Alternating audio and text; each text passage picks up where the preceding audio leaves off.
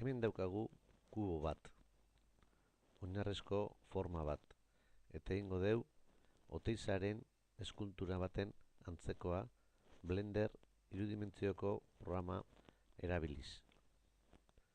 Gogoratu, Blender software librea dela, hemen interneten sartu gaitezke ikusi Oteizaren lan desberdinak, klik batera eta aukeratu bat, adibidez hau. Berriz programan, egingo deuna da, kuboa editatu. Horretarako, pausoz pauso, egingo deu kuboaren azal guztiak karratutan bihurtu.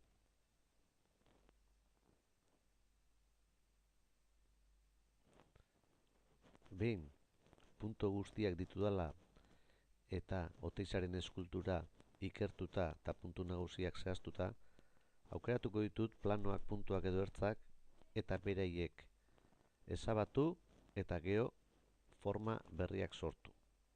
Aurreratuko dut pixkat eta erditik aurrera grabatuko dut berriro.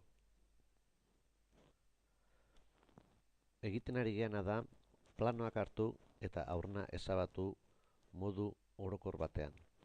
Adibidez, alde honetan, hemen beko batzuk borratu berbadia, aukeratu eta borratu.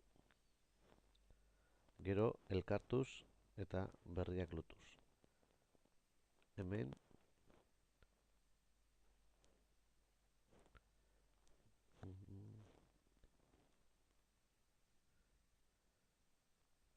borratu daitezke eta gero egingo ditugu lotu. Gogoratu irudia hauxe dela.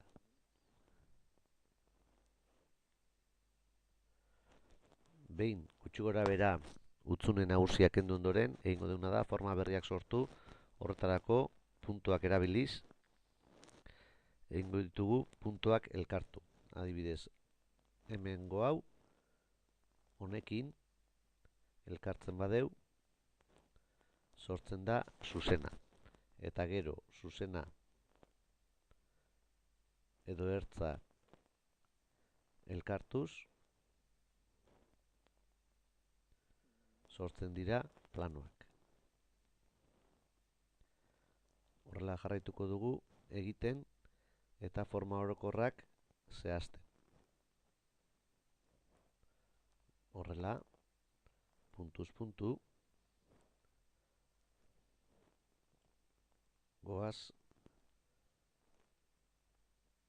puntuak aukeratu, eskinako puntu hau, eta hurrengo puntua. Izan daitekela hau. Elkartu, sortu zuzena. Eta gero, zuzena. Edo ertza eta beste ertzarekin sortu planoa. Ertza eta ondoko ertzarekin planoa.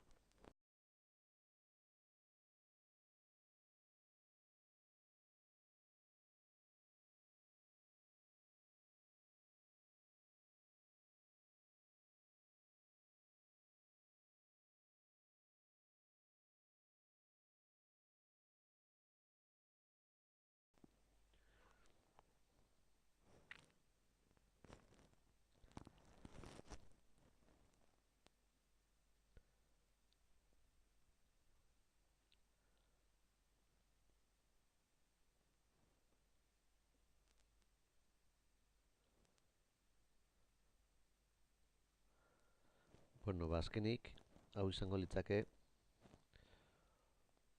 Oteizaren eskultura baten lan ikerketa Blender, irudimentzioko Blender programarekin eginda. Bukatzeko, akatzak zuzenduko ditugu momentu batean.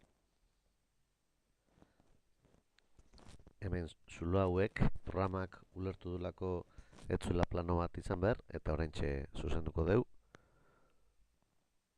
Eta horrela, beste zule zulo pare horiek ez zuenak behar, ja daude zuzenduta, eta hau izango litzake gutxi gora bera Oteizaren lanetako baten eskultura virtuala.